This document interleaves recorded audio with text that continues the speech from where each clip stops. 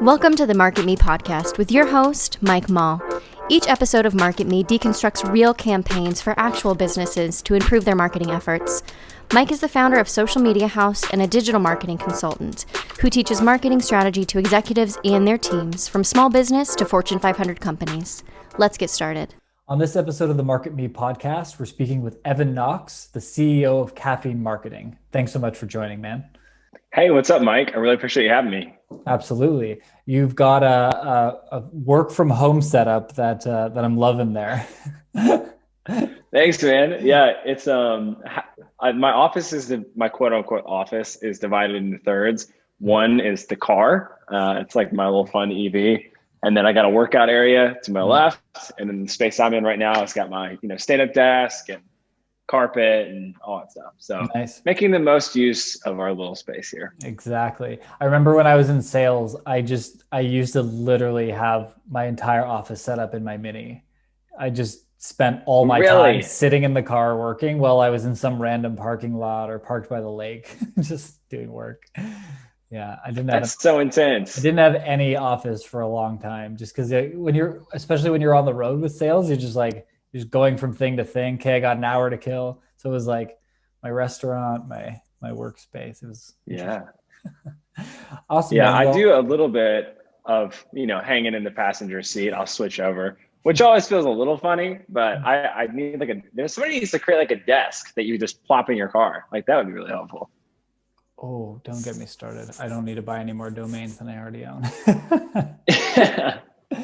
Awesome, man. Well, tell me about Caffeine Marketing.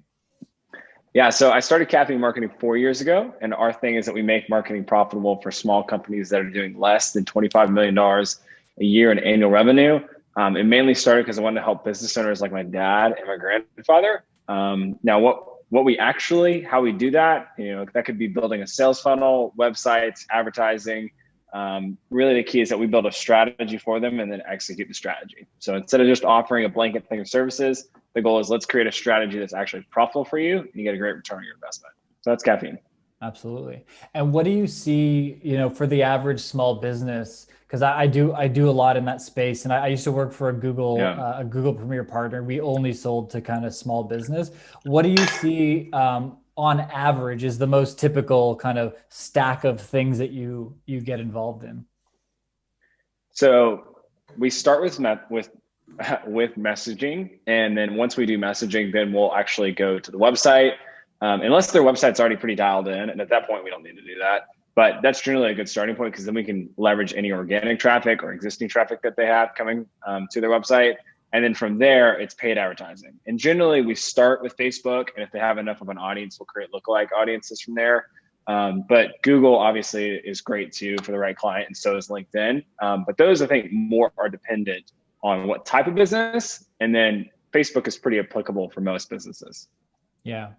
I've been seeing a shift over the past couple of years from, 70% Google, 30% everything else to I think it's eking into that 50-50 space now. And I think it's a tip of the hat to how much, being that Facebook is not a search engine, it is a platform where you can target people based on their interests in different things, that they've been able to grab such a market share when it's not the logical choice. Google is the logical choice. So it's been interesting seeing right. that.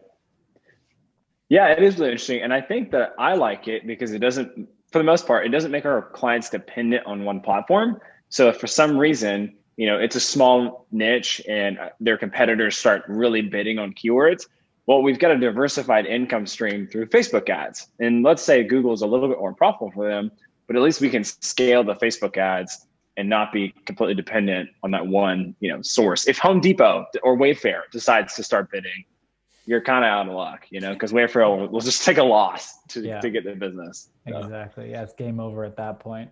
And so what type of businesses do you typically work with? Does it range pretty wide? Is there anyone is it more the list bigger that you don't work with than you do? Yeah. So definitely the small business, by whatever definition, less than 250 employees is our sweet spot. But further within there is we use a framework called StoryBrand. So a lot of people come to us wanting a story branded marketing strategy. So it's a particular messaging framework that we execute across all of our marketing. That's kind of like what we're known for. But we do a lot of work, and I know it doesn't sound specialized when you do B2B and B2C and online, stuff like that. But yeah, it's mainly online businesses that can either be B2B or B2C. Got it. So is it kind of like a e-com / SaaS, somewhere throttling between those? Yeah, so we definitely, I'd say maybe 50% are e-com, and then the rest are probably 25 split, just between miscellaneous, either B2C businesses, brick and mortar, SaaS, whatever, like catch all, and then maybe another 25% is actual B2B. So B2B is, I'd say both e-com and B2B are really fun because B2B has much higher margins and like you can sell really big ticket services. And e-com is also fun because it's very easy to track. So it hardly requires any setup to scale and grow an e-com company. But where the B2B one, when you get that right, those are our clients that stay with us the longest, because they might spend $10,000 and they're making $170,000 back. So to them, it's just like they write that check every month and it's no question. So. Yeah. I found e-com, especially over the past couple of years, has become just increasingly tougher with so many competitors, the Wishes, the Ali Express, the drop shipping stuff. I mean, there's just so many people vying for that $20 product online. It's become a little bit tricky to be profitable. And I get what you're saying, because by the time they got to pay you a fee, it's like, how much profit can we actually make with this? So. Yeah, one of the businesses I'm actually a partner in is a window film company. And so, we've got our suppliers and then we'll turn around and sell window film, right? It's like a super store for window film.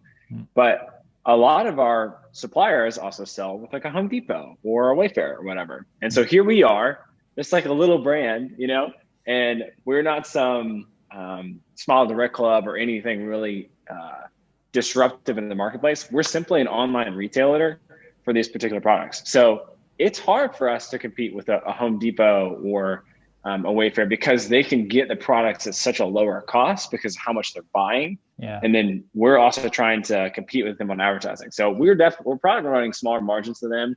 And I also, when we look at these businesses, it's better if this business gets acquired by somebody else later on the road, that this can be part of a portfolio, I think, to add their products to. So it's tough for sure for small businesses. Yeah. I've been seeing it happen. So, I popped onto the website. We were talking just a little bit ahead of it. And the story brand thing, as you mentioned, seems like an interesting, I guess the description of it would be a framework. How would you describe what that is? Mm-hmm. Yeah. So this guy named Donald Miller essentially took the 7 parts of a screenwrite or a movie and transformed them into a marketing framework. So the same principles that are in all stories and movies is the same one that we use to actually execute the marketing. Now, what's funny is like once you learn this framework, it kind of ruins movies for you. So I love like being in a movie with my wife or just, now watching Netflix at home. And I'll be like, oh, this is going to happen. Like, there's not enough conflict. There's no mini story going on right here. So it's fun to use that framework. But all that being said, the story brand framework, it clarifies your message so that people actually want to listen and buy your products and services.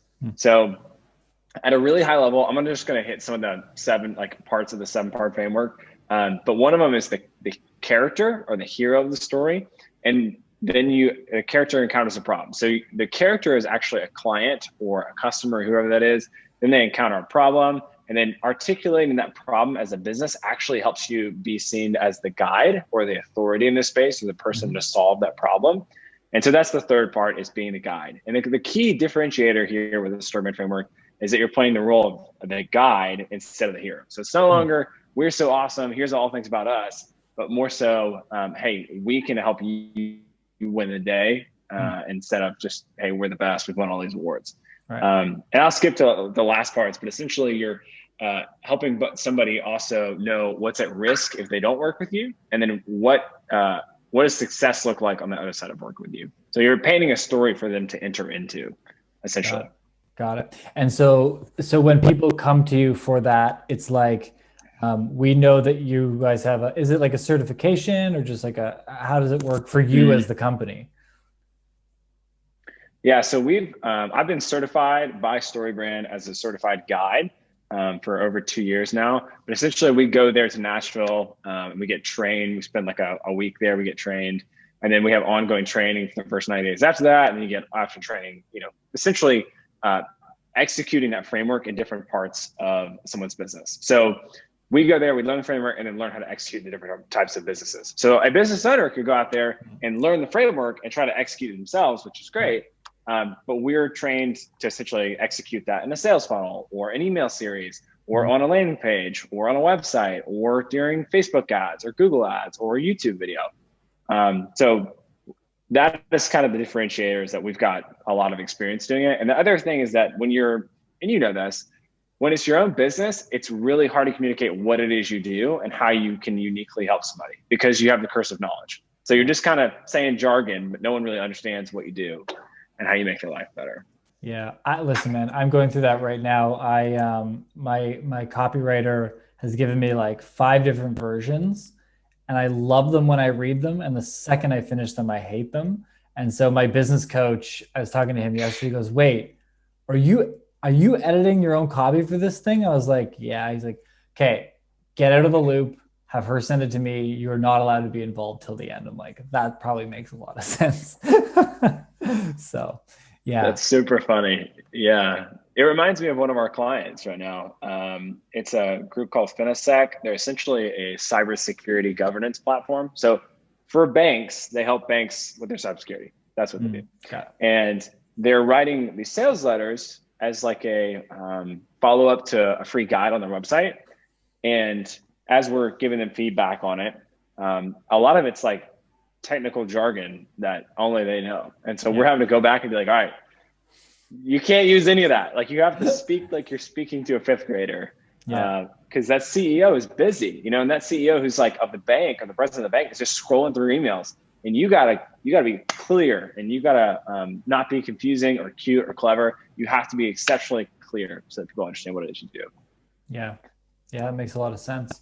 And so is it that when somebody comes to you, that's almost like a requirement of you engaging with them, is that they're going to go through that process? Or if they came and they said, hey, we kind of have everything in line, we just want you to buy Facebook ads? Probably.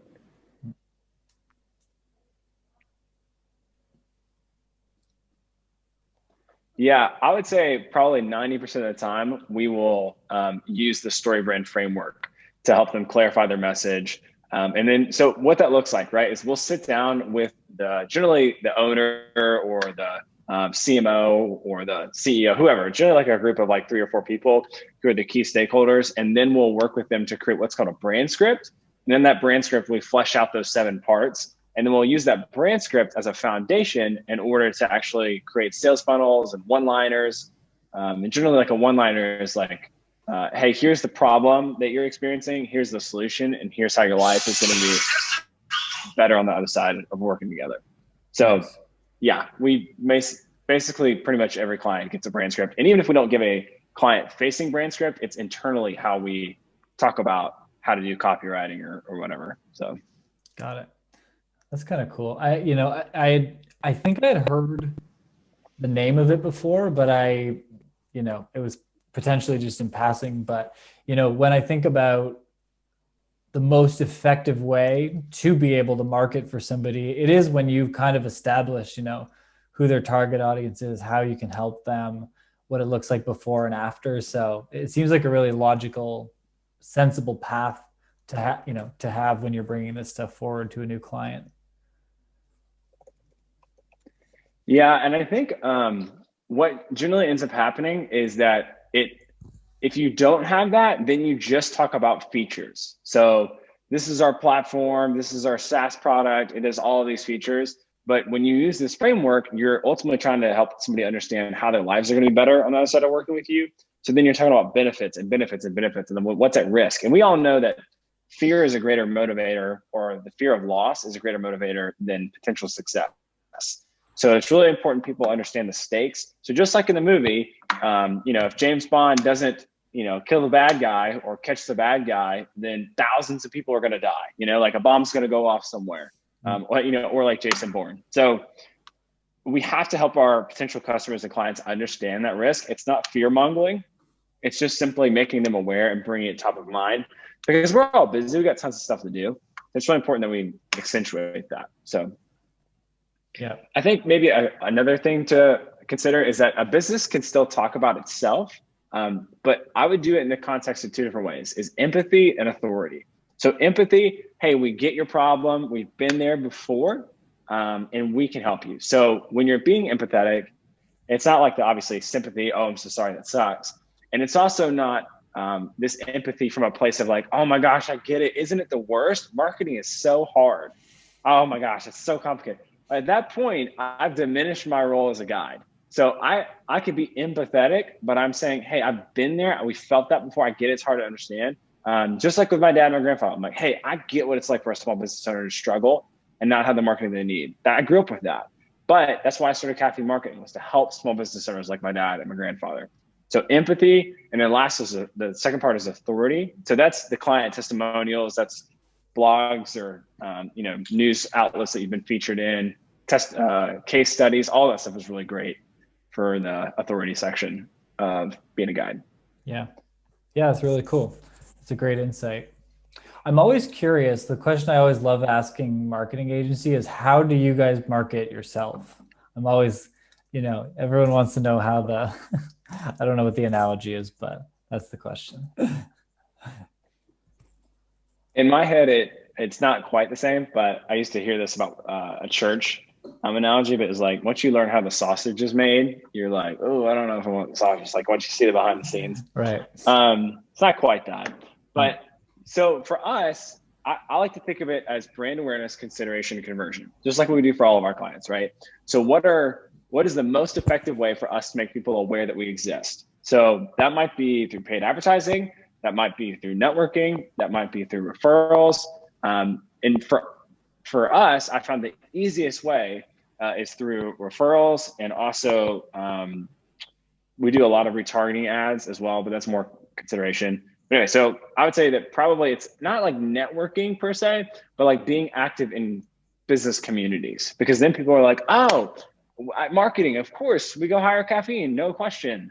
So anyway, that's what I would say on the brand awareness side. And then consideration, we do a lot of retargeting ads. So obviously Facebook retargeting ads are great. YouTube is another great resource when you have video ads.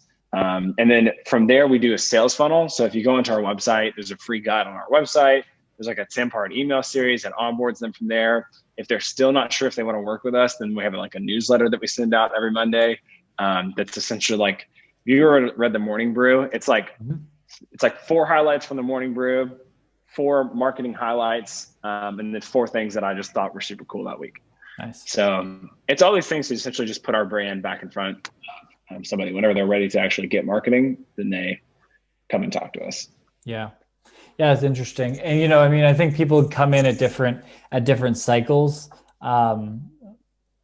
mostly because when they're thinking about it, they're not happy with who they're with, and they're in the middle of a contract. And it's like, you got to keep that awareness up for a period of time to move on. I think they say that the average contract term for a marketing agency, retention is like 3 months, because most people are just so bad at it. I mean, it's really easy to throw on a business card, but yeah, like from an agency standpoint, the average retention is like the 3-month trial contract, and that's like when the majority of people leave, if not sooner. So I haven't experienced that. Well, I mean, as you know, it has a really shallow moat. I think that's the technical business term. Like when you have a moat around a business, it's this idea that it's hard to actually get into that space. So with a marketing agency, I mean, really, if you just have a pretty website and you're good at sales, like you could probably get clients. Yeah. I mean, it has a low moat, but ultimately there's a huge difference between the person that you pay on Fiverr to do Facebook ads for $200 versus hiring an agency who's got experience in actually growing your company. So it's not to say that there couldn't be an awesome Fiverr person out there, but yeah, you get the point. There's a huge disparity Yeah. in quality for sure. Yeah. Well, and I'm sure you've seen this, and I have. It's like you go into audit an advertising account, and you're like, I don't know if they knew anything that was happening. I think they just went with all the default settings and pressed go because this is a disaster.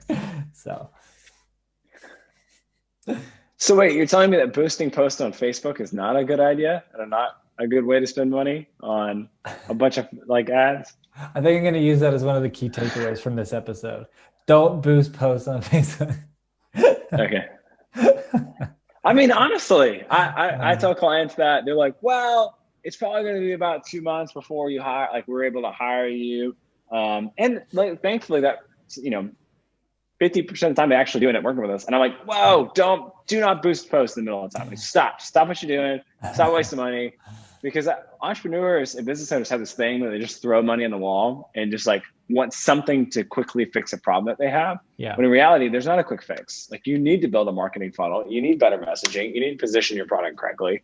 And it takes a little while to figure all that out. So yeah, I feel you. Don't waste your money on stuff like that. And you're right. I remember like going into an ad account before, and there was I think they were running like, and this is maybe like old cynical, but they were like running like maybe $100 a day or so. And there was like 12 different ad sets, and each ad set had like 3 different audiences that were over like a couple million, which basically means that they have so many audiences that they're trying to target with a little small budget that the algorithm can't even optimize what's the actual correct person to show the ads to. And they're competing against one another. So yeah, there's plenty of times where it's like, what are you doing here? Like, what's the deal?